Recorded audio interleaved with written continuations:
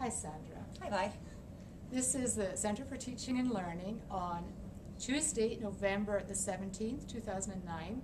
And I'm Vi Maeers. I'm the director of the Center for Teaching and Learning, and I'm talking with Sandra Bassendowski about some of her ideas about teaching and learning.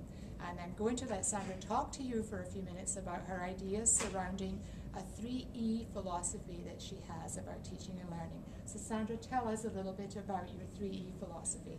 It was about 2 years ago when I really sort of started to think about what changes I could make in my classroom, because the faces that were looking at me over their laptops and their mobile devices was not the way that I was sort of conducting the course. It was more like I was basing it on more of a printing press sort of style or philosophy than a technology style. And so I came up with a 3E, which in my mind stands for e-learning, environmentally friendly, and experientially informed.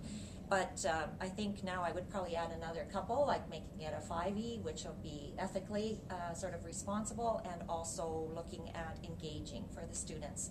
So what I've really done is move to a paperless classroom, and everything that the students submit is done online. I mark online, I hand sort of everything or send everything back electronically. I've developed an electronic marking or student assessment form that goes back with the students, and the students don't purchase textbooks. I've fortunately have a national portal that I use, and all the required resources for the students are on that national portal. So it basically, I can do the 13 weeks without handing out one piece of paper.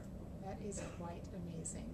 I don't think I've ever tried that. It's tempting though. I have to really sort of stop myself, because lots of times I see an article or I see something and I think, okay, I'll make 100 copies and hand it out. But it's just a matter that it's kind of that habit really of looking at how I can make it accessible to the students online. In order not to disadvantage any student, I always make sure though that if that's a problem that they can't get to a computer or they to attach, and if they prefer to give me a paper copy of something, that I will accept it. But in the last 3-4 semesters, I haven't had one student come to me to say that they haven't got that ability. And students also, in one of my assignments, have the option to use Web 2.0 tools to deliver their assignment, or their research, so they can use videos, wikis, podcasting, Second Life.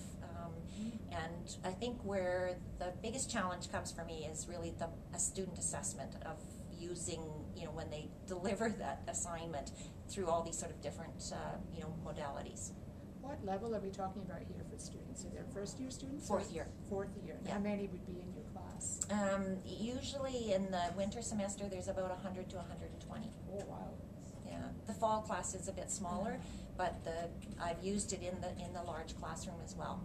A little more challenging. Yeah. So you say you give the students the option of handing things in print form, but they haven't taken you up on that. No. They're okay with handing it electronically. Did you get any resistance at all at the beginning when you started doing this with your students? No. And what I did is the semester before I wanted to make the major transition, I asked the students, I asked that particular group of students, how would they feel if I did this kind of thing, if I moved to what the C3E classroom would involve. And the students informally told me that they thought it would be a wonderful idea. Wonderful. They were tired of buying textbooks. They felt that the resources that would be online would be more current, more relevant, more up to date. And that's how they search. That's how they do their work anyway. And what is the class called that you're? It's issues in nursing. In nursing. So you are a professor of nursing? Yes, I am. I'm associate professor. Professor of nursing. This sounds very interesting. I see that you did mention that you have some concerns, or you haven't quite figured out yet how to do all the grading proper, in the way that you would like. How do you do it? How do you grade the students, all these different kinds of modes of delivery of their I've work? developed a rubric, and I think it just needs sort of more development, and I use that and I post it for the students so they also know what the marks and how the marks for that particular assignment will be broken down.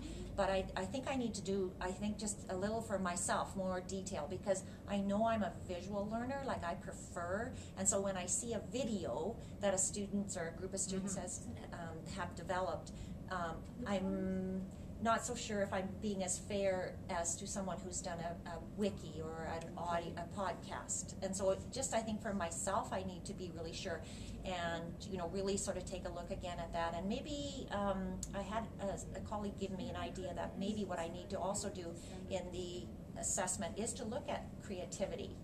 And that might help then students to sort of say which tool are they going to use to deliver their assignment. So do you have a different rubric for the students that are giving you something in video format than you would from the students in No, wikis? So because I'm looking, again, the students know that what it is I'm looking for is the content, the evidence, and they the choose that. research. They can choose Yes. the format of Yeah. whatever that they want. And these are presentations that they do to the class or to a group of students in the class? They do it back to the class. Back to the class, yeah. Yeah.